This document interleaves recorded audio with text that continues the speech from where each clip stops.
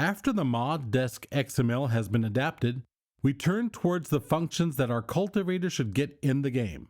For this we use the vehicleXML. In preparation that we can reload the vehicle later during the game and check our changes directly, we need to activate the developer mode of the game.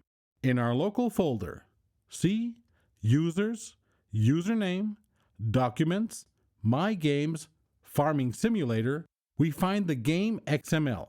We can open the file with a text editor and should enter True in the development tag in Controls. As first tag, we set the vehicle tag and the appropriate type cultivator for, you name it, cultivator. With this, we determine the possibilities or the functions we can use in the XML. The vehicle tag encloses all of our other functions. Store data specifies the values that will be displayed in the purchase menu within the store. The values themselves have no effect on the behavior of the vehicle during gameplay. Name should contain the name of the machinery, without brand name. This will be loaded later via the tag brand. Again, we can set different languages if it is, for example, a placeable building or other vehicles without a fixed product name. In specs, we enter the required power, the working width, and possible combinations with other machinery. Below Functions, we describe the characteristics of the vehicle in the store. Here the standard text for cultivators was chosen. With Image, we specify the path to our store pick or store image. Price contains the cost of our vehicle or building in-game. Lifetime is the time in hours that the cultivator has to be in our possession until the value decay has reached its maximum value. Rotation indicates the rotation after purchase in front of the store. If the value is 180, the cultivator would be rotated by 180 degrees. Brand specifies the manufacturer name and associated logos in the store. If a manufacturer does not exist, it must be created within the mod vehicleXML. Otherwise, Lizard, the Giant's House brand, is automatically selected for the mod. Category declares the category in which the vehicle will be sorted into, in this case, cultivator. Shop translation and shop rotation offset are used to move the vehicle in the store around the 0 point.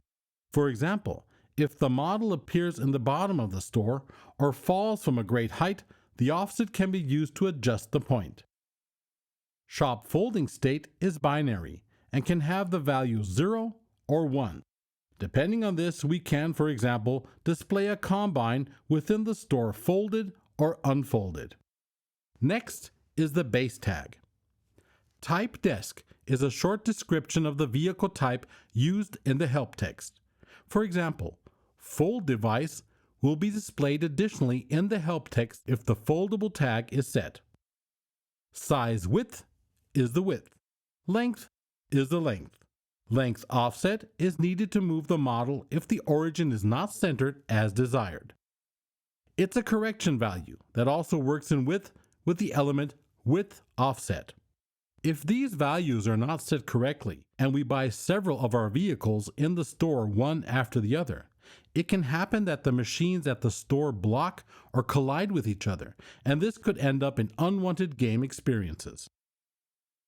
The speed limit value is in kilometers per hour and refers to the maximum working speed. Within the Components tag, we can define our main collision with a weight in kilograms, move the center of mass by XYZ, and specify via solver iteration count how many times the physical connection of the components of the device is calculated. If the number is high, the connection is more accurate, but the performance is worse. Schema overlay specifies which vehicle icon is set in the help menu in the top left corner. The tag attachable simply allows attaching to machinery with a matching attacher. With input attacher joints, we have to specify a node for our lower links. This is where the i3D mapping comes into play for the first time. During the previous chapters, we called our matching node attacher joint, and now we can specify the same word inside the XML, which thanks to the i3D mapping automatically points to the matching index. Joint type specifies the type of implement. Besides implement for attachments, there is also trailer for trailers. Top reference node is the name for the attachment point of the top link and is of course not needed for trailers. Distance to ground specifies the distance from the attachment point of the lower link on the implement to the ground in meters. Lower stands for the lower point, upper for the upper point. Connection hoses declares the points, which we also have prepared in Chapter 6. Type specifies the type of connection, and node the connection point on the tractor. If you want to use more adapters, we should count up our connections so they are suitable to any tractor in-game. Dynamically loaded parts gives us the ability to show objects, which are displayed when, for example, the model is detached and we have the connectors hanging on the hoses. Another important tag for using a mod within the vehicleXML is the base material tag. Here we refer to the UV vehicle array, and in our case, specify the color values for color mat 0, and so forth. Lemkin_blue1 is stored in the base game with the color values, and we can display the appropriate brand color of Lemkin for each color material. Custom colors would have to be defined in mod_desk_XML in advance. Last but not least, we see the exported i3D mapping IDs. If ever we don't know which exact value can be set and how, or if more attributes are possible within a tag, we can check in the documentation which is stored in the installation directory. In the folder Shared, XML, Documentation, we can find a vehicle.html. If we hover the mouse point over an entry, we can see the possible values which can be used in the XML. To view our mod in-game, we should copy our folder to our mods directory and afterwards start the game.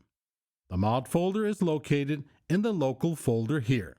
See Users, Username, Documents, My Games, Farming Simulator, Mods.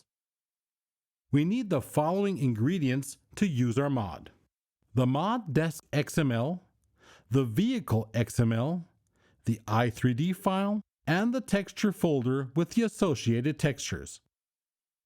Once we start the game, we have to load the mod while we create a new save game. You can find the mod in the category Cultivator within the in-game shop, and our mod is available at the end of the list if there are no other mods in this category.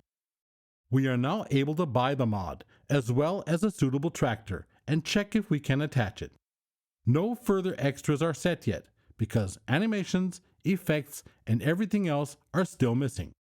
If we now open the vehicle.xml in our mods folder, we can edit it and view it directly in-game after saving and reloading the vehicle with the console commands gsVehicleReload. With wheels, we are able to add a physical wheel to the two rear rollers so that our cultivator can rest on the rollers when lowered.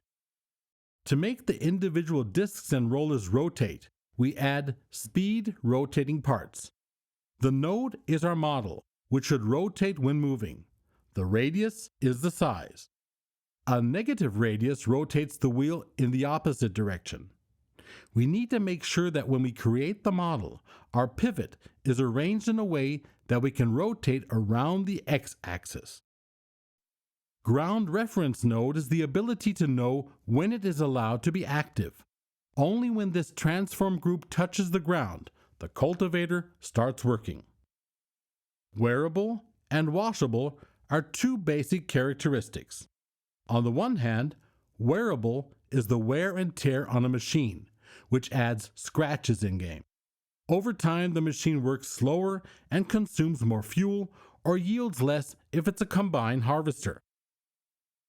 On the other hand, washable indicates dirt that accumulates on the machines over time, depending on the ground surface. Foliage bending is important for a mod that can be moved dynamically in-game. With foliage bending, we can define the area that the machine can bend plants, bushes, or similar layers. We defined foliage bending for the three main areas. One for the middle part, our main collision, as well as for the two parts that can fold upwards. We defined a node which is used to fold the foliage bending with the animation. We can see the foliage bending debug menu in-game by opening the developer console with Circumflex, typing GS Vehicle Debug and confirming with Enter. If we press Shift+5, we are able to see the foliage bending lines in green and red. Green should be outside of the red box, as green just activates the foliage bending and red sets it to 100%. If it is not visible, we have to press F5. We have to use the tag AI for our AI worker.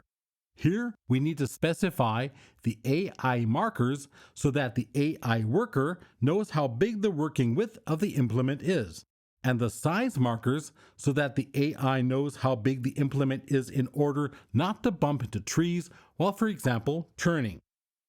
Furthermore, we need the collision trigger to make the AI worker stop when an obstacle is in the direction of movement of the implement. Needs lowering is for when the implement has to be lowered if in use. Finally, there is a tag called cultivator. This is where the working sound is determined. With the correct information, we can take the working sound directly from the base game, as we did here. This direction node specifies in which direction the cultivator texture should appear.